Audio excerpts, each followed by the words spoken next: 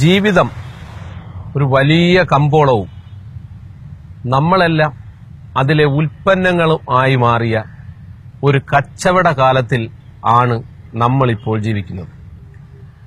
അവിടെ ഏറ്റവും പ്രധാനപ്പെട്ട ആയുധമാണ് പ്രതികരണം. കേരളത്തിലെ എന്നല്ല ഭാരതത്തിലെ തന്നെ ഏറ്റവും വലിയ യുവജന പ്രസ്ഥാനമായ ഡിവൈഎഫ്ഐയുടെ 10ാമത് ദേശീയ സമ്മേളനം, കേരളത്തിലെ 3ാമത്തെ ദേശീയ സമ്മേളനം, കൊച്ചിയിലെ ആദ്യമായി നടക്കുന്ന ദേശീയ സമ്മേളനത്തിന് ഒരു കവി എന്ന നിലയിലുള്ള എന്റെ ഹൃദയം നിറഞ്ഞ ആശംസകൾ ആദ്യമേ നേരുകയാണ്.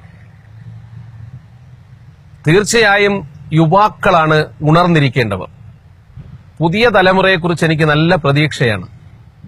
എന്റെ തലമുറയേക്കാൾ സർഗശേഷിയുള്ള, പ്രതികരണശേഷിയുള്ള, ആശയവ്യക്തതയുള്ള ഒരു പുതിയ തലമുറ ഇതാ എന്റെ പിറകെ വരുന്നുണ്ട്.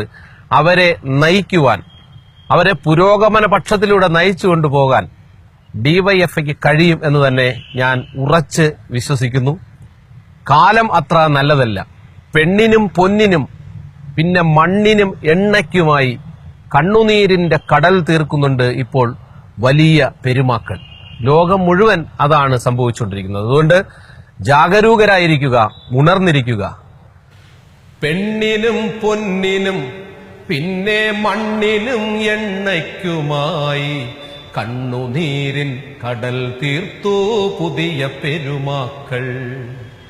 ജാതികൾ തമ്മിൽ പിണക്കി ജാതവേദങ്ങൾ തിരുത്തി ജാരസാമ്രാജ്യം വളർത്തി പുതിയ പെരുമാക്കൾ.